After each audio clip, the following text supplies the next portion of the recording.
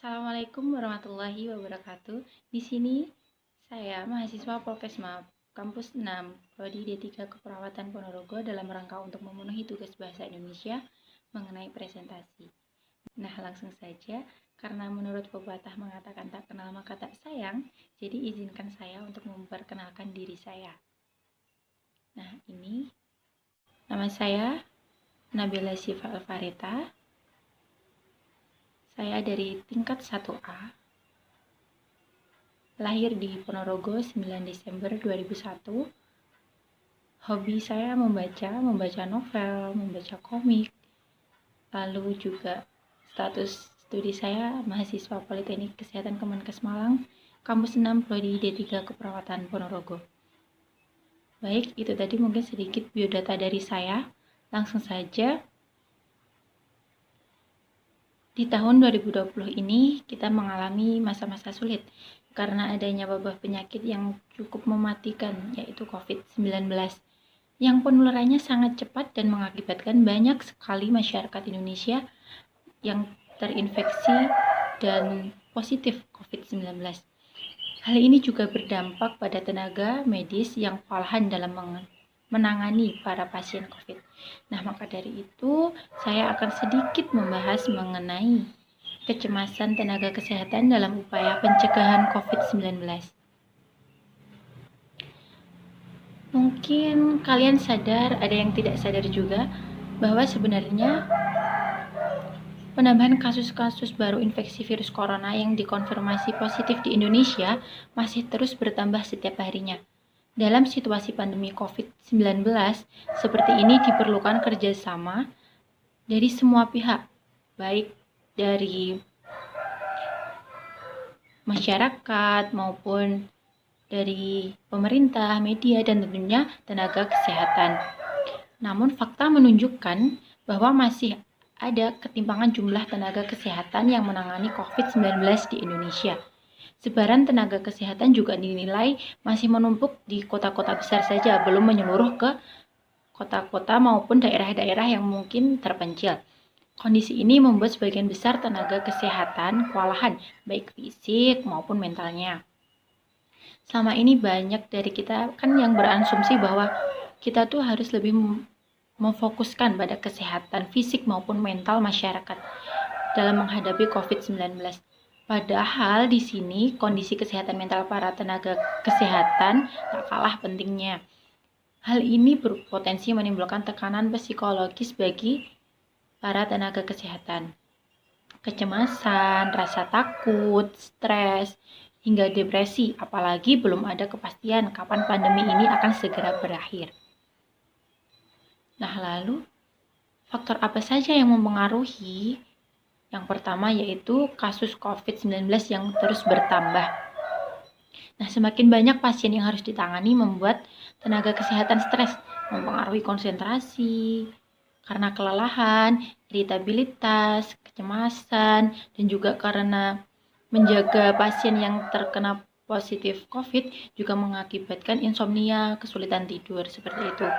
Nah, kedua, ada alat perlindungan diri atau APD. Kok bisa? Nah, itu seiring pandemi yang semakin cepat, akses APD untuk petugas kesehatan ini masih menjadi masalah yang utama. Sementara sudah ada pasien yang dirawat dan telah terinfeksi COVID-19 sudah membludak ya di rumah sakit, sedangkan ini untuk APD masih banyak yang belum kebagian seperti itu. Dengan peralatan yang tidak memenuhi persyaratan, bersamaan dengan kekhawatiran akan keselamatan pribadi mereka, juga petugas kesehatan cemas tentang penularan infeksi karena mereka kan tidak memakai APD, jadi mereka takut tertular infeksi. Dan terlebih mereka juga kan harus pulang ke rumah. Itu menyebabkan mereka khawatir nanti apakah mereka juga dapat menulari virus tersebut ke keluarga mereka. Terlebih lagi orang tua yang mudah sekali untuk terjangkit virus corona. Nah, yang ketiga ada perasaan atau emosi tenaga kesehatan itu kan naik turun. Karena mungkin salah satu faktornya kelelahan, homesick yang tidak pulang seperti itu. Terus juga takut terinfeksi virus COVID. Nah, selanjutnya untuk keempat yaitu akses informasi dan komunikasi terkini. Informasi mengenai COVID yang terus update ya. Jadi media massa itu selalu update mengenai COVID, berapa yang terdampak, berapa yang meninggal, seperti itu, memberi dampak, selalu waspada dan selalu siaga dalam segala kemungkinan yang terjadi nantinya. Itu membuat beban juga bagi tenaga kesehatan. Yang kelima, ada obat-obatan. Nah, tenaga kesehatan sudah kelelahan kan tadi, ditambah juga sebagian masyarakat masih banyak yang acuh mengenai protokol kesehatan. Sedangkan untuk obat atau vaksin dari COVID-19 ini pun masih belum ada. Nah, ini menjadikan tenaga kesehatan selalu dihantui ketidakpastian. Kapan pandemi ini akan berakhir, kapan pasien mereka bisa sembuh, seperti itu. Yang keenam yaitu fasilitas. Nah, fasilitas di rumah sakit bagi pasien COVID juga masih belum memadai ya. Jadi banyak sekali pasien-pasien yang belum mendapat fasilitas yang layak untuk penanganan COVID mereka. Nah, ini juga memicu stres ya, yang berkepanjangan, juga memicu kecemasan tenaga kesehatan. Bagaimana tindakan mereka harus apa, seperti itu.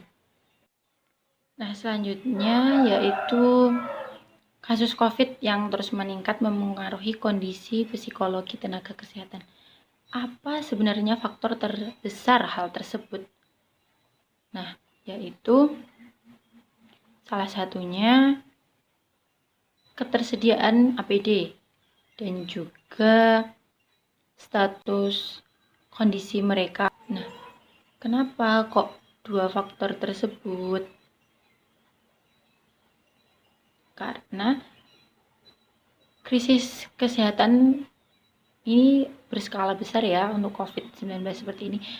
Hal ini memicu restrukturisasi dan reorganisasi pemberian layanan kesehatan untuk mendukung layanan darurat.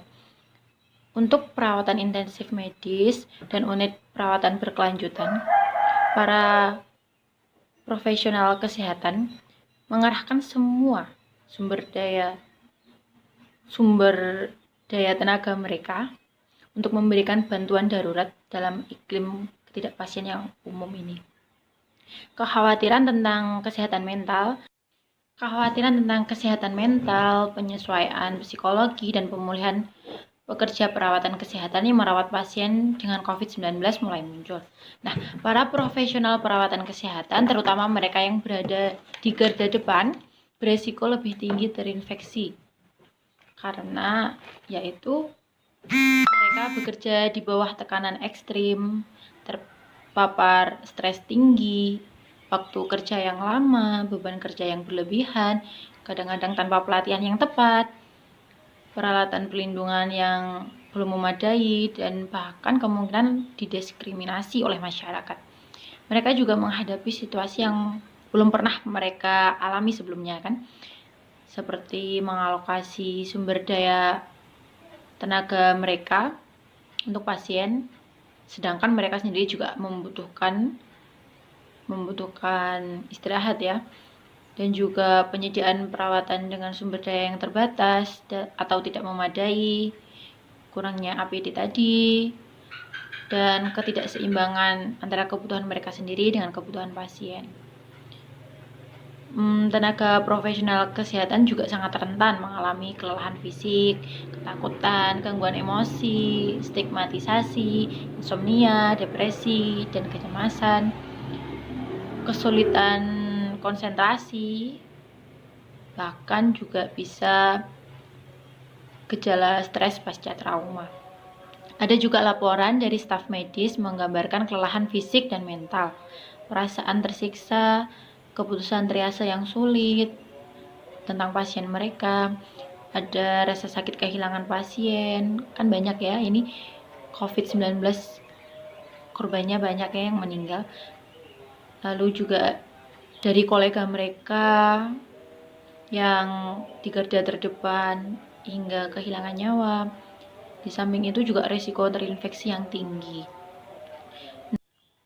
Nah, lalu langkah apa saja yang mungkin perlu diambil untuk kita sebagai masyarakat dalam membantu mengurangi beban tenaga kesehatan? Nah, yaitu salah satunya ketahui cara mengurangi resiko, mematuhi protokol kesehatan, mencuci tangan, social distancing, seperti itu. Mengetahui informasi yang benar. Jadi kita harus banyak sekali ya sekarang ini berita-berita hoax tentang COVID-19. Jadi kita perlu memilih dan memilah mana yang benar mengenai kesehatan atau update terbaru dari COVID-19. Nah, yang ketiga yaitu ketahui apa yang perlu dilakukan saat sakit. Jadi kita harus menerapkan apa yang dilakukan kita saat kita mungkin merasa sedikit flu atau sedikit demam. Jadi kita bisa isolasi mandiri di rumah. Nah, selanjutnya itu tadi mungkin sedikit pembahasan yang dapat saya sampaikan dari kecemasan tenaga medis dalam menangani COVID-19. Dapat kita tarik kesimpulan ya, petugas kesehatan adalah yang paling rentan terhadap hal tersebut. Reaksi terkait stres meliputi perubahan konsentrasi, lekas marah, cemas, susah tidur, berkurangnya produktivitas, dan konflik antar pribadi. Petugas kesehatan akan mengalami kondisi kejiwaan yang lebih parah, pemisahan dari keluarga, situasi abnormal, peningkatan paparan, ketakutan akan penularan COVID-19, perasaan gagal dalam menangani prognosis yang buruk, fasilitas teknis yang tidak memadai, APD, alat atau peralatan untuk membantu merawat pasien. Petugas kesehatan mengalami kesulitan mempertahankan kondisi kesehatan fisik dan mental yang beresiko mengalami gangguan psikologi seperti depresi, kecemasan, stres berat, dan kelelahan. Nah, ini saya ada kutipan mungkin untuk sedikit menginspirasi. Hope is important because it can make the present moment less difficult to bear. If we believe that tomorrow will be better, we can bear a hardship today. Harapan itu penting karena itu akan membuat hari ini lebih mudah untuk dijalani. Jika kita percaya bahwa hari esok akan lebih baik, kita dapat menguasai hari ini. Jadi selalu penuhi hari-hari kita dengan harapan, selalu berpikir positif bahwasanya semua hal yang kita jalani akan baik-baik saja dan selalu berjalan dengan lancar. Baik, mungkin saya cukupkan sampai di sini. Terima kasih atas perhatiannya. Saya mohon maaf sebesar-besarnya bila ada kesalahan kata maupun perbuatan. Sekian presentasi dari saya. Assalamualaikum warahmatullahi wabarakatuh.